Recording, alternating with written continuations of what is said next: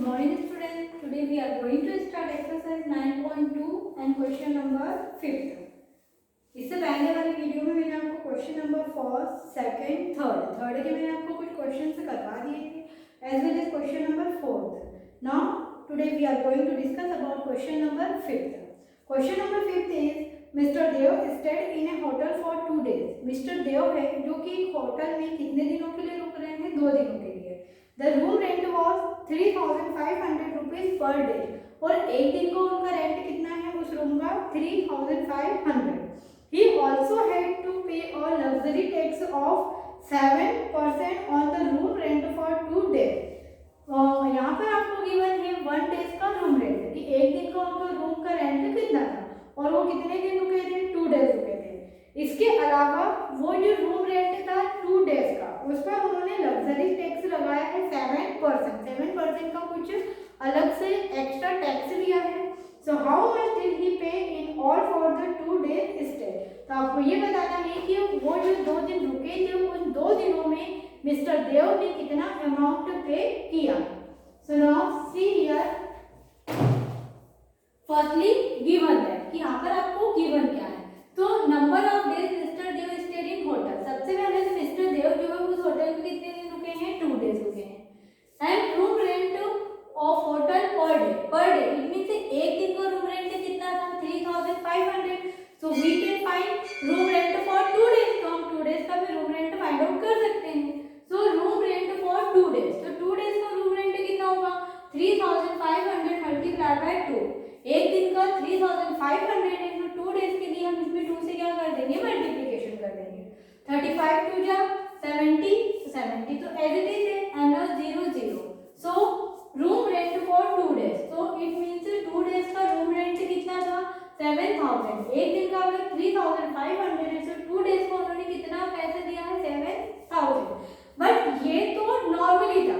अब वो जहाँ पर उस होटल में रहे हैं वहाँ पर कुछ अलग से एक एक्स्ट्रा टैक्स भी लिया है. तो वो टैक्स कितना लिया है? 7% टैक्स लिया है. और वो 7% टैक्स जो है वो इस 2 दिन का जितना रेंट था उन्होंने उस पर लगाया है.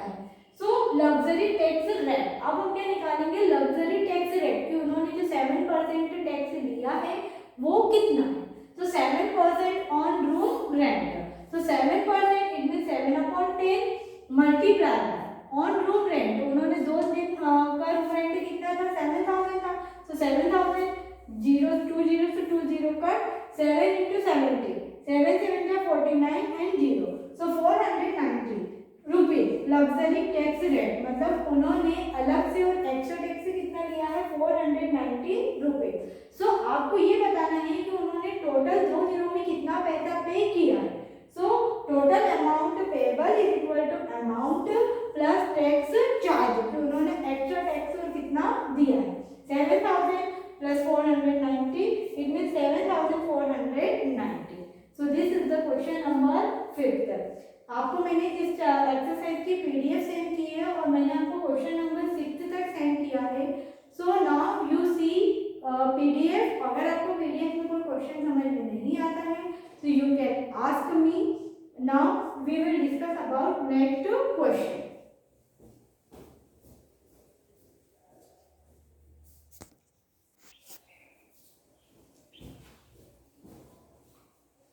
Students, see question number 7. Sumit got 72 marks in mathematics out of 120. Sumit को मैथ्स में 120 में से कितने मार्क्स मिले हैं? 72. And 70 marks in science out of 150. Science में 150 में से 70 मार्क्स मिले हैं. The maximum marks in the English paper were 180. और इंग्लिश के मैक्सिमम मार्क्स कितने थे पेपर के? 180. If he got 60% marks in all the 3 papers combined. और उसको जो सुमित था उसको इन तीनों पेपर्स में कंबाइन कितने मार्क्स मिले हैं? 60%. तो यहाँ पे हमें सिर्फ परसेंट बताएं तो उसको कितने परसेंट मिले? 60%. तो हमें मार्क्स फाइंड आउट करना है कि सुमित को इन तीनों सब्जेक्ट में टोटल मिलाकर कितने मार्क्स मिले थे. How many marks did he get in English. यहाँ पर आपको इंग्लिश पेपर के सिर्फ टोटल मार्क्स पता है कि आपके पास में इंग्लिश का पेपर कितने मार्क्स का था. इंग्लिश का पेपर 180 मार्क्स का था.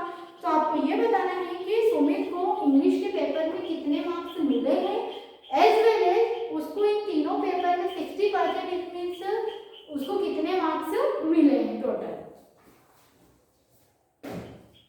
तो इस क्वेश्चन में हमें दो चीजें बतानी है कि आपके पास में सबसे पहले तो ये नहीं पता है कि आपके पास में तीनों पेपर्स का टोटल कितना है, कि आपके पास में जो इंग्लिश, मैथ्स और साइंस है उन तीनों पेपर का इट मीन्स टोटल कितना है। एज वेल एज यहाँ पर उसके दो सब्जेक्ट के मार्क्स तो पता है, बट आपको इंग्लिश के मार्क्स नहीं पता है। तो अगर हमें जो भी मार्क्स नहीं पता है उसको हम लेट कर लेते हैं। तो let the marks obtain in English be X. हमने मान लिया कि उसको इंग्लिश में कितने मार्क्स मिले हैं, एक्स मार्क्स मिले हैं। So total marks obtain bye Sumit. अब हम यहाँ पे सुमित के टोटल मार्क्स फाइंड आउट कर रहे हैं कि सुमित को इन तीनों सब्जेक्ट में टोटल कितने मार्क्स मिले हैं। तो सबसे पहले उसको इंग्लिश में कितने मार्क्स मिले हैं, 70 मिले हैं। साइंस में कितने मार्क्स मिले हैं, सॉरी इंग्लिश में नहीं, उसको मैथ्स में कितने मार्क्स मिले हैं, 70। साइंस में 72 और इंग्लिश के फाइंड आउट करना है। तो इंग्लिश का हमने क्या मान लिया, एक्स मान लिया। तो 70 plus 72 it means 142 plus x. Total marks obtain bye Sumit. अभी सुमित के द्वारा इतने मार्क्स इट मींस प्राप्त किए गए हैं।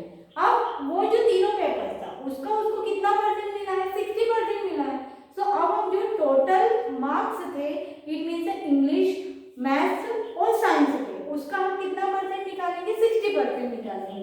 तो 60% of all 3 paper is equal to, उसको टोटल कितने मार्क्स मिले हैं, 142 plus X. So 60% of all 3 papers. अब वो जो तीनों पेपर्स थे उनका टोटल कितना होगा, 450। जैसे आपके पास में इंग्लिश का कितने मार्क्स का था, इंग्लिश का जो क्वेश्चन पेपर था वो कितने मार्क्स का था, 180 का था। मैथ का 120 का था और साइंस का 150 का था।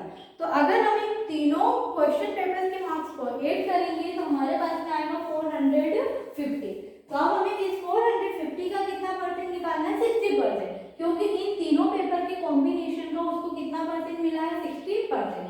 तो ये तो किसका टोटल था, जो आपके पास में क्वेश्चन पेपर थे उसका टोटल था। और 142 किसका टोटल है, कि सुमित को साइंस और मैथ्स में इतने मार्क्स मिले हैं और इंग्लिश का हमें फाइंड आउट करना है। तो 60/100, क्योंकि ये परसेंटेज है तो 60/100 ऑफ ऑल 3 क्वेश्चन पेपर। तीनों क्वेश्चन पेपर का टोटल कितना था, 450 is equal to 142 plus X. Of है तो यहाँ पर मल्टीप्लिकेशन साइन लग जाएगा, 60/100 इंटू 450। 0 से 0 कैंसिल, ये 0 से ये 0 cancel. 6 into 45 is equal to 142 plus X. 6 into 45 270 is equal to 142 plus x.